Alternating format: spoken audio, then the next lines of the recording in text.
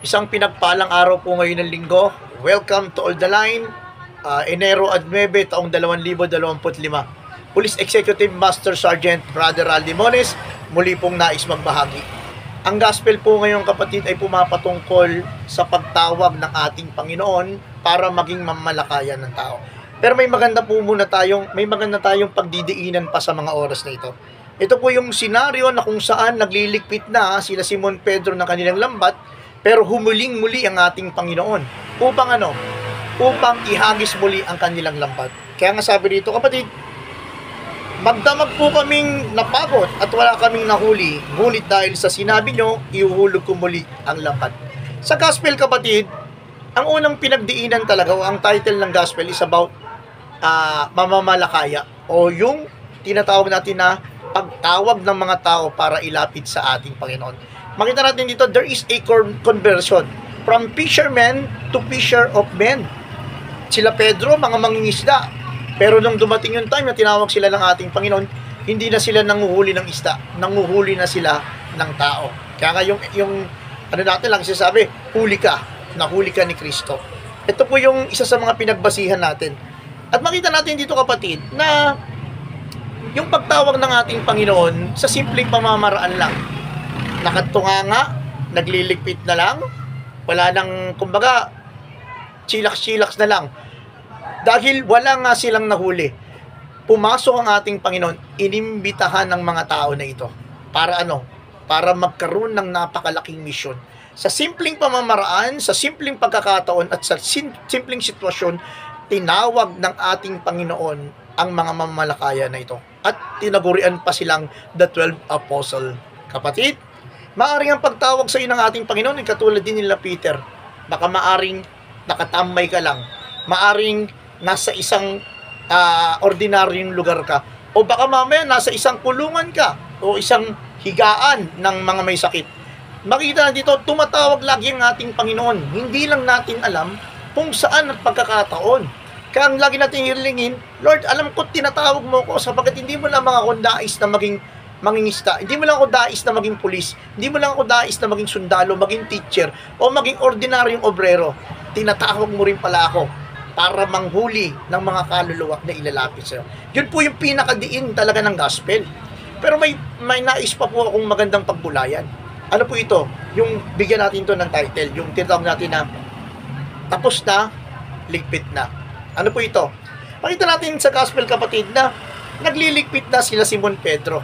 Bakit? Sapagkat wala silang nahuli. Lungkot, sabi niya. Kumbaga, i-apply mo ito sa buhay pananampalataya. Kumbaga, parang nag-apply ka ng promotion, tapos hindi ka natanggap, ligpit na. Wala, talo na. Merong may sakit sa pamilya, wari bagang wala nang hopeless na, ligpit na. Tapos na. O meron kang hanap buhay na business na para bang matagal mo nang inilalaban pero palugi na, ligpit na, tapos na.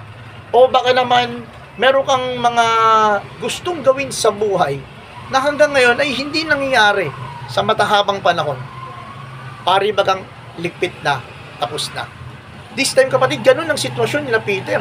Nagliligpit na sila dahil tapos na, wala na.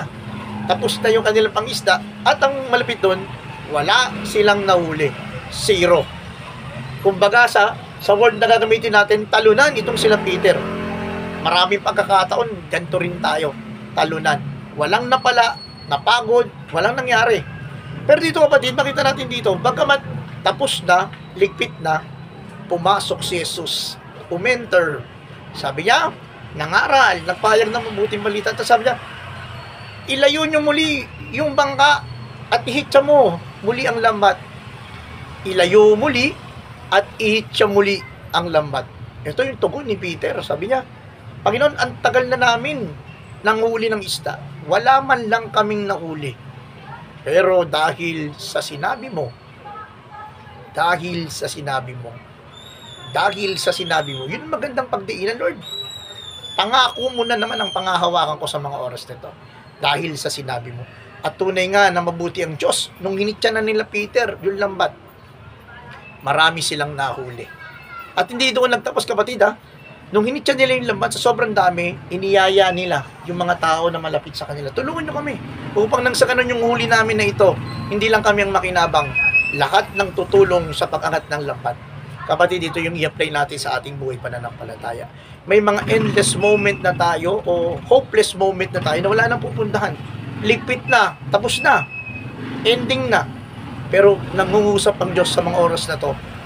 Sabi niya, usad pa, hitya pa, may tira pa ang hari, may pagkakataon pa, may kayang-kaya ka pang pagpalain, kayang-kaya ka pang pagalingin, kayang-kaya ka pang biyaan, kayang-kaya kang patawarin. Usad pa, hitya pa, at makita mo, pagpapala, biyaya, kalakasan, at katatagan. Dalas hamon sa atin ang gospel, matapos makita nila Peter na napakabigat nung laman ng kanilang lambat, hindi nila sinarili, tinawag nila yung ibang tao. Ali kayo, tulong kayo. Sapagkat maraming pagpapala, maraming isang uhulihin, sama-sama tayong maging fisher of men. Hindi lamang dapat kaming dalawa lang, marami tayo. Kaya ito yung hamon sa aking community sa Pinag-Isang Puso Catholic Charismatic Ministry Incorporated at sa lahat ng mananampalataya. Sama-sama tayo. Huwag natin sarilinin ng pagpapala. Mag-invite pa tayo, i-share natin. Gamitin din sila ng Panginoon upang nang sa ganun, lahat tayo ay sama-samang tinawag ng Panginoon. Lahat tayo ay sama-samang magpupuri. Lahat tayo ay sama-samang sasamba sa dakilang Diyos na buhay. The first point, tinatawag ka sapagkat nais ng Diyos naging mamamalakaya ka. The second point, bagamat ligpit na, tapos na, sabi ng Diyos, usad pa, hitya pa. And the third, huwag sarilinin ng pagpapala ng Diyos. Let's pray. And Father, Son, the Holy Spirit, Amen. Lord, thank you for your message sa pagpapaalala mo na hindi pa tapos, hindi pa ligpit, may tira ka pa, uusad pa kami dahil sa sinabi mo. Sa oras na to, Lord, kung ano man po yung mga pinagdadaanan ng aking kapatid, alam po, Lord, siya dahil sa sinabi mo, gagaling siya. At kung kailangan niya ng financial na pangangailangan, dahil sa sinabi mo, magpo-provide ka. At kung sa oras na to, may nais kang pagbatiin, pagkayusin, dahil sa sinabi mo, magkakaayos sila. At Lord, sa oras na to, dahil sa sinabi mo, magpapagamit kami sa mga oras na to. Sinusuko na po namin ang lahat ng ito na may pagpupuri pasalamat sa matamis na pangalan ni Jesus ay Panginoon. Amen and amen. And Father, Son, the Holy Spirit. Amen. Okay, shoutout ko lamang po mga tropa natin dyan sa Antipolo PCP 2 and 3-1. Nalipat-lipat na po sila si Sergeant Bon Castelo. Boss, pagpalain ka po ng Diyos na buhay. Ang Diyos na pong bahala magbalik sa iyo. Salamat sa pagtulong at pag-assist kay Sergeant Belicarte. Pagpalain po kayo. Sa buong pamunuan po ng tropang Antipolo City Police Station. Pagpalain po kayo ng Amang nasa langit. At syempre mula po sa ilalim ng bandila ng Pinag-Isang Puso Catholic Charismatic, 10 ng pamunuan ng Pinag-Isang Puso down the line.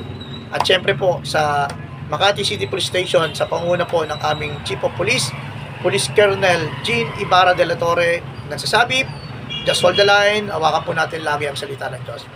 Bye-bye, love you all.